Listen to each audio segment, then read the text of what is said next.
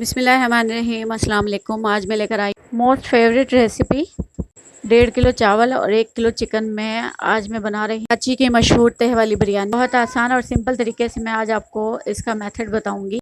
ये वीडियो देखने के बाद आप आंखें बंद करके 1.5 किलो चावलों की बिरयानी बना सकते हैं और आप खुद ही बिलीव नहीं करेंगी ये आपने बनाई है। रेसिपी शुरू करते हैं। यहाँ पे मैंने लिया है एक पतीला, इसमें बनाएंगे हम कौरमा। तो कौरमे के लिए मैंने यहाँ पे लिया है 1 कप घी। घी में बिरयानी बहुत मज़ेदार बनती है और आज हम बनाएंगे सेला चावल से। इससे पहले मैंने बासमती चावल की भी ये रेसिपी पेज पे डाली हुई है, तो आप वहाँ जाके चेक कर सकते हैं। घी हमने पतीली में डाल दिया है। अब जैसे ही ये गर्म होगा तो इसके अंदर मैं डाल दूँगी 4 मीडियम साइज़ की प्याज़ें, जिन्हें मैंने बारीक काट लिया था। प्याज के साथ ही मैं इसके अंदर डालूंगी कुछ खड़े मसाले, 4 से 5 यहाँ पे लौंगे लिए हैं, 1 तेज़पत्ता, 2 छोटी इलायची, 1 जावित्री का फूल है, जायफल है थोड़ा सा, 1 बादियान का फूल और 1 तेज़पत्ता। ये मैं सारे मसाले प्याज के साथ शामिल कर दूंगी ताकि इसकी जो फ्लेवर है वो अच्छी तरह से निकल के आए। खड़े मसाले जब हम प्याज के साथ डाल देते हैं तो इसका जो फ्लेवर है वो बहुत अच्छा आता है, बिल्कुल देग वाला जायका आता है।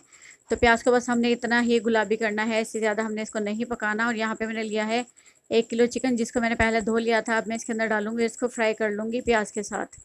अगर आप चाहते हैं कि आपकी पुलाव या बिरयानी में देगी फ्लेवर आए तो आप खड़े मसाले प्याज के साथ लाजमी रोस्ट करें। खुशबू भी बहुत अच्छी आती है और जायका भी बहुत लाजवाब हो जाता है हमारी पुलाव या बिरयानी का। तो यहाँ पे ये देखिए मैंने इसको फ्राई कर लिया है अच्छी तरह से। अब इसके अंदर मैं डालूँगी 2 चम्मच लहसुन और अदरक का पेस्ट। लहसुन अदरक का पेस्ट मैंने यहाँ पे चम्मच भर के लिया है। खाने में लहसुन और अदरक का इस्तेमाल ज़्यादा करना चाहिए, ख़ुसूसन चावलों में। अगर हम इसका इस्तेमाल ज़्यादा करते हैं तो जो चावल का बादीपन है वो तकरीबन ख़त्म ही हो जाता है। लहसुन और अदरक के साथ इसको थोड़ा सा और ब्राउन करते हैं। और यहाँ पे मैंने लिए है 4 मीडियम साइज़ के टमाटर, जिनको मैंने मोटे मोटे टुकड़ों में काट लिया था। और यहाँ पे मेरी 8 से 10 हरी मिर्चें हैं, 3-4 लाल मिर्चें हैं जो फ्रिज में रखे रखे रेड हो गई थी, वो मैंने दो दो टुकड़ों में काटी हुई है। अब इसको मैं पीस लूँगी। टमाटर और हरी मिर्चों का पेस्ट मैंने बना लिया है। अब मैं इसके अंदर शामिल करूँगी इमली।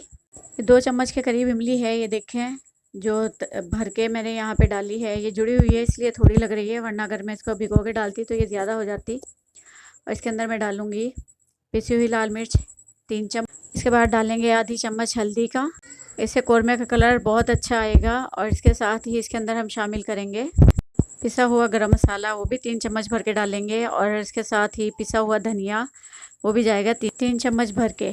इसके बाद इसमें डालेंगे हम नमक हस्बे जायका। तो मैंने यहाँ पे 1 चम्मच भर के नमक लिया है। इसके बाद मैं कौरमे में चेक कर लूँगी, अगर मुझे नमक कम लगा तो मैं इसमें नमक और शामिल कर दूँगी। आप अपने टेस्ट के अकॉर्डिंग नमक डाल सकते हैं।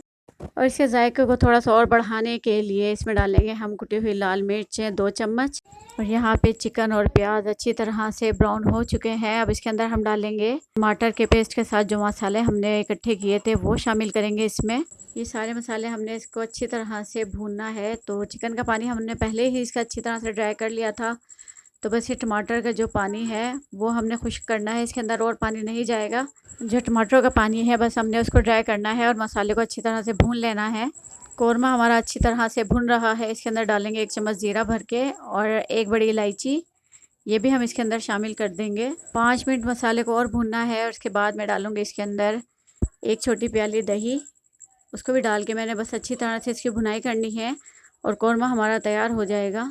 ये देखें कौरमा हमारा बन चुका है। ये कितने अच्छे तरीके से इसमें चिकन भी गल गया है बहुत अच्छी तरह से, और कौरमा जो हमारा है वो ये देखें कितना अच्छा तैयार हुआ है। सारा जो मसाला है वो बोटियों पे आ गया है और बस यहाँ पे कौरमा हमारा तैयार हो गया है। तो हम चूल्हे को बंद कर देंगे, इससे ज़्यादा हम इसको नहीं पकाएंगे क्योंकि यहाँ पे हमने थोड़ा सा मसाला छोड़ना है जो चावलों में दम लगाते हुए काम आएगा। ये देखिए बस इतना सा हमें इसका पानी थोड़ा सा छोड़ना है, वरना हमारा कौरमा ये बहुत अच्छी तरह से कुक हो गया है। और ये देखें चावल मैंने 3 घंटे के लिए भिगो दिए थे। यहाँ पे मैंने लिया है सीला चावल। सेला चावल मैंने इसलिए लिया है क्योंकि जो बिरयानी है कराची की तह वाली बिरयानी, वो सेला चावल में बहुत मज़ेदार बनती है। चावलों को मैंने पानी निकाल दिया था और यहाँ मैंने पानी बॉईल करने के लिए रख दिया है पतीले में। इसके लिए हम बड़े साइज़ का पतीला लेंगे क्योंकि चावल हमारे यहाँ पे 1.5 किलो हैं।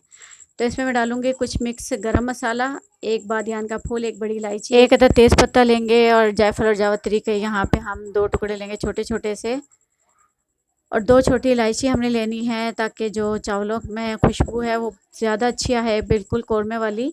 वो मैं चावलों में डाल दूँगी और उसके साथ ही मैं इसमें डालूँगी 3 चम्मच भर के नमक का।